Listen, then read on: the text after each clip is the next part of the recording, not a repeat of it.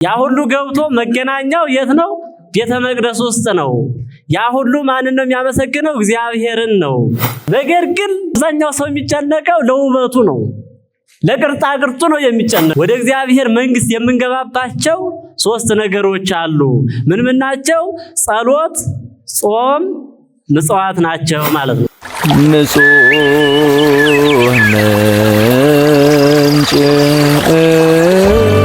በስመ አብ ወወልድ ወመንፈስ ቅዱስ አሐዱ አምላክ አሜን። በሀብት ስቦ በረድኤት አቅርቦ በመንፈስ ቅዱስ መግቦ ጎደሎ ሕይወታችንን ሞልቶ ከዚህ ዕለት ከዚህ ሰዓት ያደረሰን በባህሪው ሞት በመንግስቱ ሽረት የሌለበት በመሞቱ ሞታችንን አጥፍቶ በትንሣኤው ትንሣኤያችንን ያወጀልን አካላዊ ቃል ኢየሱስ ክርስቶስ ከባህሪ አባቱ ከአብ ከባህሪ ሕይወቱ ከመንፈስ ቅዱስ ጋር ምስጋና ለስሙ ይሁን። አምላክን ወልዳ ያየንባት ንጽሕተ ንጹሐን ቅድስተ ቅዱሳን ድንግል ማርያም የእሷም ስም የተመሰገነ ይሁን። ቅዱሳን መላእክት፣ ቅዱሳን ነቢያት ሐዋርያት፣ ቅዱሳን ጻድቃን ሰማዕታት፣ ደናግል መነኮሳት ፍጹማን እሱ እንዳከበራቸውና ከፍ ከፍ እንዳደረጋቸው መጠን ምስጋና ለስም አጠራራቸው ይሁን። እንደ እግዚአብሔር መልካም ፈቃድ እግዚአብሔር ቢወድና ቢፈቅድ በቸርነቱ በይቅርታው በመግቦቱ እስከዚህ ሰዓት አድርሶናል። ከዚህ በመቀጠል የምንሄደው በባለፈው ሳምንት የተነሱ ጥያቄዎች አሉ። እናንተ በጠየቃችሁት መሰረት ጥያቄውን መምህሮቻችን ያብራራሉ። የመጀመሪያው ጥያቄ መምህር ዮሐንስ ጾም ማለት ምን ማለት ነው የሚለውን ጥያቄ በደንብ ያብራራሉናል። ወደ መምህራችን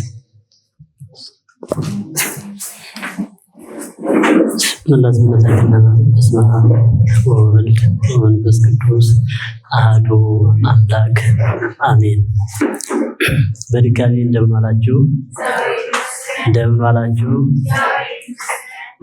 በዚህ ቅዱስ ስፍራ እንድንሰባሰብ ተሰባስበንም ቅዱስ ቃሉን እንድንማማር የፈቀደልን የአባቶቻችን አምላክ ስሙ በድጋሚ የተመሰገነ ይሁንልን።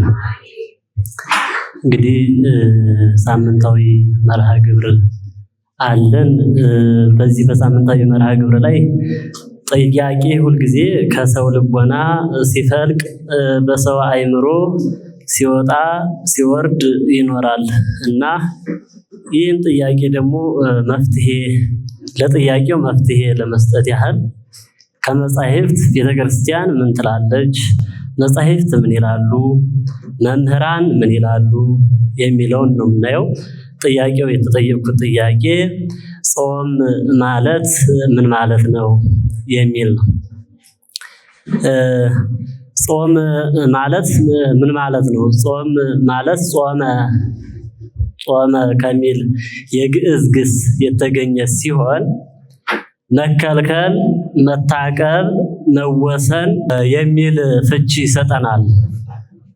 ምን አልኳችሁ? መከልከል፣ መታቀብ፣ መወሰን። ጾም ማለት እንግዲህ ማንኛውም ክርስቲያን ከሥላሴ ልጅነት የተቀበለ ማንኛውም ክርስቲያን ጾም የሚለውን ፍች እንዲሁ ዝም ብሎ ብቻ ጾማለሁ ብቻ ሳይሆን እስከነ ፍቺው መያዝ አለብን ማለት ነው። ምን ማለት ነው ብንባል መልስ መመለስ አለብን። ማለትም ጾም ማለት መከልከል፣ መወሰን፣ መታቀብ የሚለውን እንይዛለን ማለት ነው። እና ቤተክርስቲያን እንደሚታወቀው ብዙ ስርዓት አሏት። ከብዙ ስርዓቶች ውስጥ ይሄን ነው የምናየው ዛሬ። መጀመሪያ ወደ እግዚአብሔር ለመሄድ ወደ እግዚአብሔር ለመግባት ወደ እግዚአብሔር ቤት ለመግባት በጣም አስፈላጊ ዋና ዋና ጉዳዮች 3 ጉዳዮች አሉ። እነዚህም ጸሎት፣ ጾም፣ ምጽዋት ናቸው። ስለዚህ አንድ ሰው ወደ ቤተ ክርስቲያን ገብቶ ዘላለማዊውን የክርስቶስን ደም ለመቀበል በስንት በር ይገባል? በ3 በር ሊገባ ይችላል። ያ ሁሉ ገብቶ መገናኛው የት ነው? ቤተ መቅደስ ውስጥ ነው። ያ ሁሉ ማንን ነው የሚያመሰግነው? እግዚአብሔርን ነው። ያ ሁሉ ማን ነው? ዘላለማዊ ክርስቶስን ነው የሚቀበለው ማለት ነው። አዎ እንደዚህም ሁሉ ወደ እግዚአብሔር መንግስት የምንገባባቸው ሶስት ነገሮች አሉ። ምን ናቸው? ጸሎት፣ ጾም፣ ምጽዋት ናቸው ማለት ነው። ከነዚህ መካከል አንዷን እናያታለን። ምን የምትለው? ጾም የምትለዋን። ጾም የሚለውን በሶስት ከፍለን እንመለከታለን። አንደኛ ርኩስ ጾም የሚባል አለ። ሁለተኛ ስጋዊ ጾም የሚባል አለ። ሶስተኛ ቅዱስ ጾም የሚባል አለ። ምን አልኳችሁ? እያያዛችሁን ነው? የመጀመሪያው ምንድነው? አንደኛው ርኩስ ጾም፣ ከዛስ ስጋዊ ጾም፣ ከዛስ ቅዱስ ጾም ማለት ነው። እና እዚህ ላይ ቆይታ እናደርጋለን።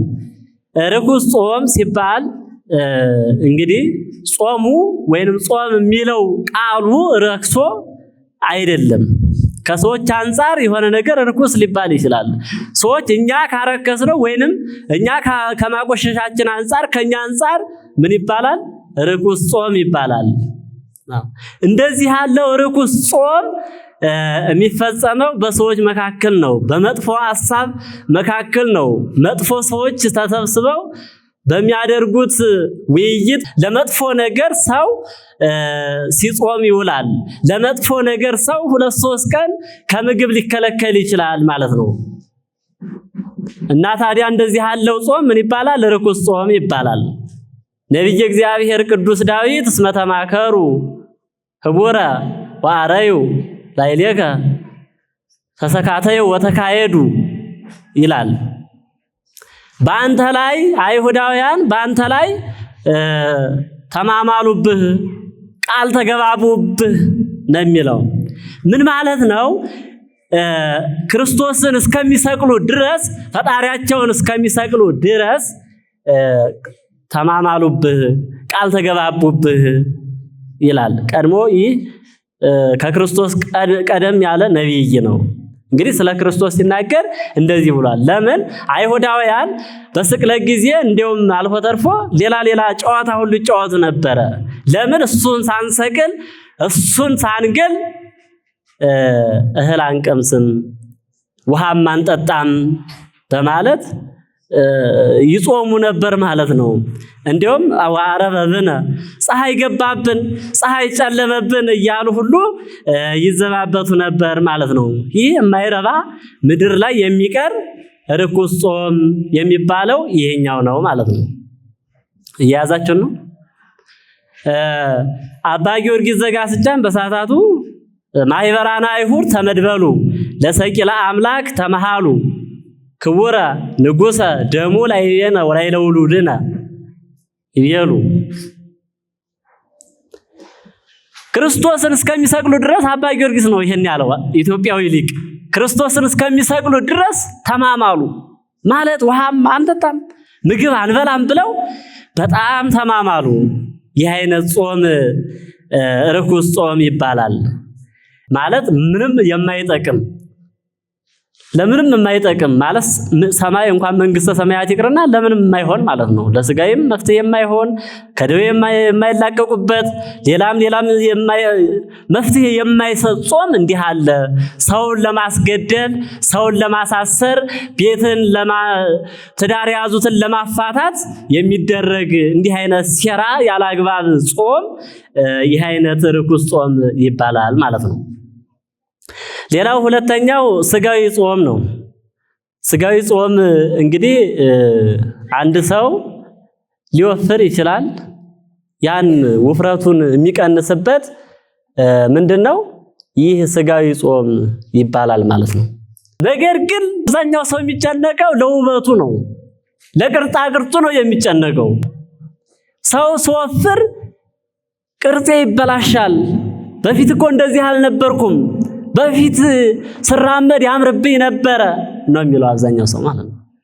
ይሄ ግን ስጋዊ ጾም ነው፣ ከምንም የማይገናኝ ማለት ነው። ነብይ እግዚአብሔር ወከመ ጽላሎት ያልፍ መዋዕሊሁ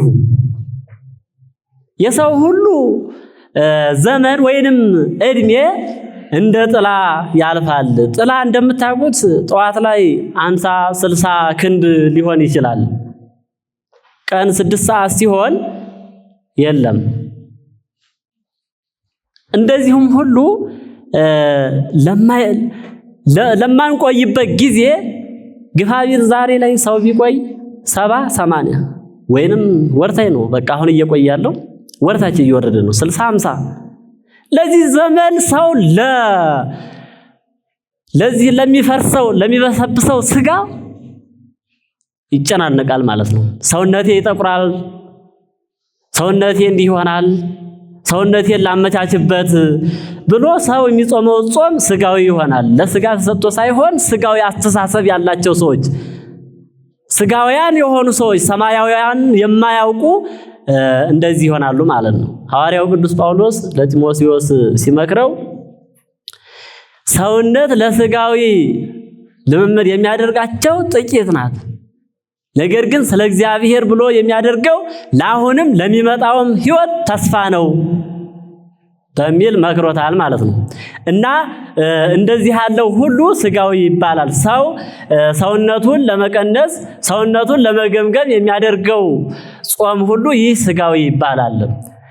ሌላው ሶስተኛው ምንድን ነበር? ጾም ቅዱስ ነው። ጾም ቅዱስ ማለት እንግዲህ ሃይማኖታችንን የምንገልጽበት ከሙስሊምም ሆነ ከተለያዩ ሃይማኖታውያን አብረን ሆነን ስለምንጾመው ጾም ነው ጾም ቅዱስ የሚባለው። ጾም አንድ ሙስሊም ጓደኛ ስላለኝ እሱን ይደብረዋል ብዬ ቁርስ ቤት አብሬው መግባት የለብኝም። ለምን? ሃይማኖት ስለሆነ። በአብይ ጾም መግባት የለብኝም። አንድ ባልንጀራዬ ይቀየመኛል ብዬ ተከትዬ መሄድ የለብኝም። ይህ ሃይማኖት ስለሆነ የእያንዳንዳችን ድርሻ ስለሆነ ማለት ነው። ቤተሰቦቼ አይጾሙም፣ ነገር ግን እኔም አብሬ መብላት አለብኝ አይባልም በጾም ቅዱስ ማለት ነው። ጾም ቅዱስ ራሱን የቻለ ልጅነት የ40 እና የ80 ቀን ስንቀበል ከዚያን ጀምሮ የሚሰጠን መደበኛ ስርዓት ወደ መንግስተ ሰማያት የምንተላለፍበት ጎዳና ማለት ነው። ይህን የምናደርገው ሕግንና ትእዛዝን ሃይማኖትና ምግባራትን ይዘን የምንጾመው ጾም ከእግዚአብሔር ጋር የሚያገናኝ ጾም ቅዱስ ይባላል ማለት ነው። ጌታችን መድኃኒታችን ኢየሱስ ክርስቶስ ሲያስተምር ብፁዓን ለይርህቡ ወይጸሙ በእንተ ጽድቅ፣ ስለ ጽድቅ የሚራቡ ስለ ጽድቅ ስለ መንግስተ ሰማያት ስለማታልፈው ስለ መንግስተ ሰማያት ብለው የሚራቡ ሰዎች ንዑዳን ክቡራን ናቸው ይላል ማለት ነው። ሌላው ሙሴ በደብረ ሲና ጾሞ 2ቱን ጽላት ተቀብሎበታል፣ 10ሩን ትእዛዛት ተቀብሎበታል፣ 10ሩን ሕግ ተቀብሎበታል ማለት ነው። ኢያሱም እንደዚሁ ከጠላት ከመጥፎ ወራሪ በጾም በዚህ ቅዱስ ጾም ድኖበታል ማለት ነው። ሌላም ፀሐይን አቁሞባታል። ኢያሱ ፀሐይን አቁሟል በገባዖን። በምንድን ያቆመው? በጾም ማለት ነው። ጾም ይህ ቅዱስ ጾም የበረከት የስርየት የታምራት ሁሉ ምንጭ መፍለቂያ ከእግዚአብሔር ጋር የምንነጋገርበት አንደበት ማለት ነው። እና ይህ ቅዱስ ጾም እንዲህ ያለ ነው ማለት ነው። ይህ ቅዱስ ጾም መቼ ተጀመረ? በማን ጊዜ ተጀመረ? በእነማን ተጻፈ ብለን ስንመለከት በመጻሕፍት ያልተጻፈ በነቢያት ያልተነገረ ቀዳማዊ ሕግ ወይም ትእዛዝ ነው። ቀዳማዊ ምንድነው አልኳችሁ? ትእዛዝ ማለት ነው። ለምሳሌ የታምልክ ባዕደ አምላከ ከሚለው አስቀድሞ በመጽሐፍ ላይ ያልሰፈረ መጀመሪያ የነበረ ታላቅ ትእዛዝ ማለት ነው። ይህ ጾም አዳም ተፈጥሮ በገነት ሲኖር 3 እጽዋት ተሰጥተውት ነበር። ነገር ግን ያን እጽዋት ምንድነው ያለው? አንደኛውን ጠብቅ፣ አንደኛውን ተመገብ፣ አንደኛውን ብላም አትብላም ነው ያለው። ይህ ሰው ከመከልከል እንትን አላለምና ምን አለ? በላ፣ ተሳሳተ፣ ትእዛዙን አፈረሰ ማለት ነው። የመጀመሪያውን ትእዛዝ በሰውና በእግዚአብሔር መካከል የተሰራው ትእዛዝ ወይንም ሕግ ይህ ጾም ነው እና ይህን ጾም ማን አፈረሰ? አዳም፣ የሰው ልጅ አፈረሰ። አንድ መምሪያ ኃላፊ፣ የአንድ አካባቢ መምሪያ ኃላፊ የሆነ ሕግ ወይንም ትእዛዝ ብናፈርስበት የሚያደርስብን ችግር በጣም ብዙ ነው። ሊያስረን ይችላል፣ ሊቀጣን ይችላል፣ እስከ መግደልም ያደርሰናል። ነገር ግን እግዚአብሔር አብ ቸር አምላካችን ነውና አዳምን ምንም አላለው። ቃል ኪዳን የገባለት ከልጅ ልጅ ተወልጄ እስከማድንህ ድረስ በል ሂድ ጥረህ ግረህ ብላ ብሎ ወደ ምድረ ፋይድ ሰደደው ማለት ነው። እና ይቺ ጾም ቅዱስ የምንላት ቀዳማዊት ሕግ መጻሕፍት ሳይጻፉ ነቢያት ሳይናገሩ የነበረች ታላቅ ሕግ ናት ማለት ነው። እና ይህ ጾም ለክርስቲያን ዋና መሰረታዊ ዋና ሕይወቱ ነው። ልጅነት ያገኘ ሰው፣ የተጠመቀ ሰው፣ መስቀል በአንገቱ ላይ ያደረገ ሰው ስለ ጾም ምንነት ማወቅ አለበት። ጾም፣ ይህ ቅዱስ ጾም የሰውን አምስት ነገሮችን የሚያይበት የሚገነባበት ነው። ለሰው መሰረታዊ መሰረቶች የሆኑ 5 ማንነቶች አሉ። እነዛን የሚገነባበት ነው። ሰው የአካላዊ ማንነት አለው። ሰው የስሜታዊ ማንነት አለው። ሰው የስነ ልቦናዊ ማንነት አለው። ሰው የመንፈሳዊ ማንነት አለው። የማህበራዊ ማንነት አለው። እነዚህን ሁሉ የሚገነባ ይህ ቅዱስ ጾም ነው ማለት ነው። ስለዚህ ስለ ጾም እንደሚታወቀው ለአንድ ክርስቲያን ታላቅ መሳሪያ ነው። ታላቅ መሳሪያ ነው። ቤተክርስቲያን የምታስረክበው ታላቅ ማለት ከተለያዩ ደዌያት ከተለያዩ አጋንንት የሚፈወስበት ጾም ነው። ሰው ሲጾም በላው ላይ ያደረው ሁሉ ይርቃል ማለት ነው። ስለዚህ ማንኛችንም ክርስቲያኖች ጾም የሚለውን እንደ እንግዳ ማየት የለብንም። ፍቺው ምን አልኳችሁ? ጾም ማለት ምንድን ነው ያልኳችሁ? መከልከል፣ መታቀብ፣ መወሰን በአንድ ነገር ማለት ነው። በሌላ ማለት በትዳር ሊሆን ይችላል፣ በሃይማኖት ሊሆን ይችላል፣ በተለያዩ ነገር ይሆናል። ነገር ግን በአንድ መወሰን፣ በአንድ መኖር፣ ወደ ኃጢአት አለመሄድ ማለት ነው ትርጉሙ የሚሰጠን። ከሰዓት አንፃር ቆየ ንጹህ ምንጭ